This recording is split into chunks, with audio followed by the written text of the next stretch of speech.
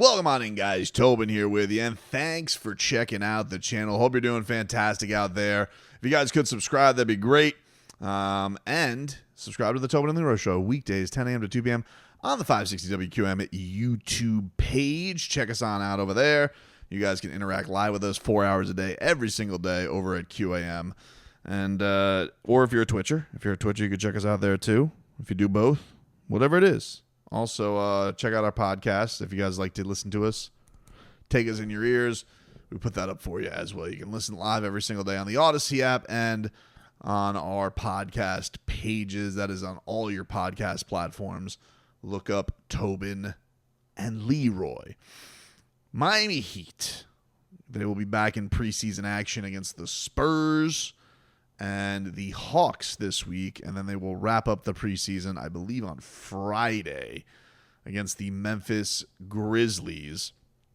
My best guess is one of these two games. I'm not sure which one.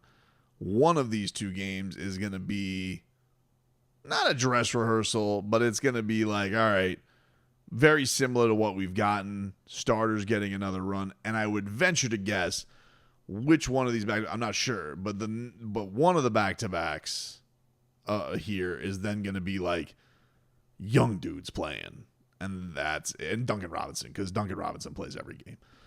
You could be like, Duncan, we're playing nothing but G Leaguers tonight. He goes, I'm playing. I'm playing. Can I play point guard? I'm playing. So it'll be nothing but like Zion pulling and Isaiah Stevens, and it'll be Kalel, and it'll be, who's that other dude that just signed, the other tall dude, Warren something, I think, and then Warren Washington, is that the name? And then it'll be Duncan Robinson. Duncan Robinson's still getting his 16 minutes because he's like, I want to play. So Duncan Robinson will play, but everybody else, I imagine on one of these back-to-backs, you'll have Jimmy, Bam, Tyler, Terry. I would imagine a lot of those guys are going to take a seat. I mean, these guys are done by halftime anyway. Like, literally, you can watch them come out of the dressing room, showered, street clothes on. Their night is done. So I can't imagine Spo is going to go work them on a back-to-back. There was a little bit of an interesting nugget today. I talked a little bit about this in the summer because there were some rumblings about it, but Shams, who is now replaced Woj at ESPN. He is now officially the go-to guy at ESPN. He had a report today about De'Aaron Fox.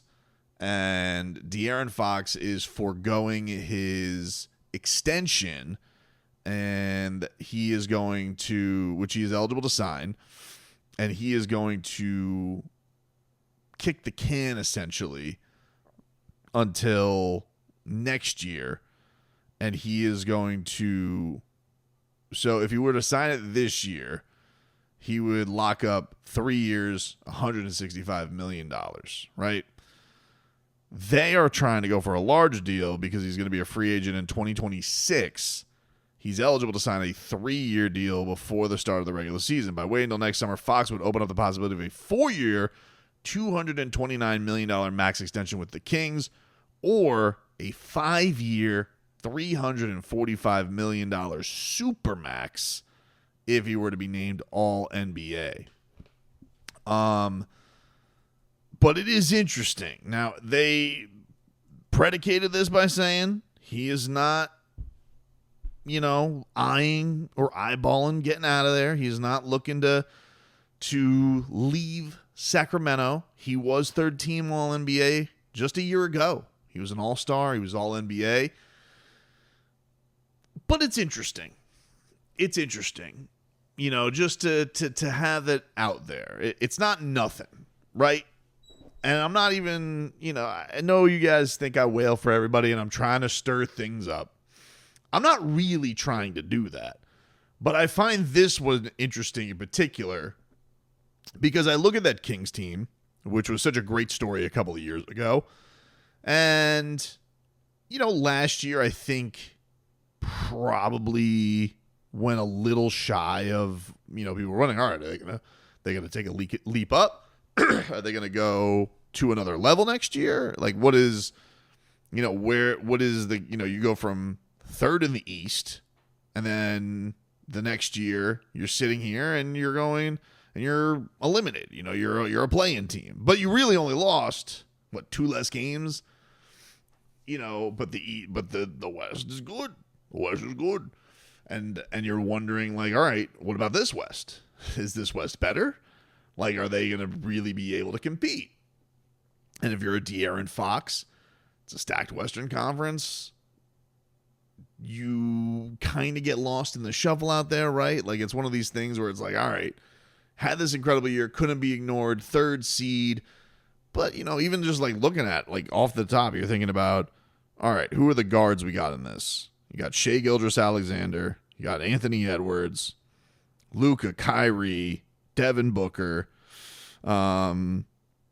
Steph Curry, that you got to all these are just in the West that you're just thinking. Ja Morant's coming back. There's a lot of competition there. So I was looking at that. I was like, it's kind of interesting, just even from an All NBA perspective, not let alone All Star, which he did not make the All Star team last year, nor did Sabonis. The other thing that's interesting about this is, you're coming off of a year, right, where Domantas Sabonis was kind of it's De'Aaron Fox's organization, right?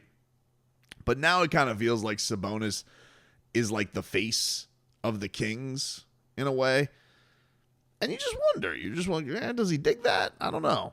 Is he cool with that? Maybe he seems like a decent guy. I'm not saying he's a malcontent. I'm not saying that he's actively against that, but you put in all this time at Sacramento. You're there in the lean years, dude. Then all of a sudden it's yeah, you like the beam, mother bleepers. But then it's kind of yeah, because it was of Sabonis. But was it about Sabonis?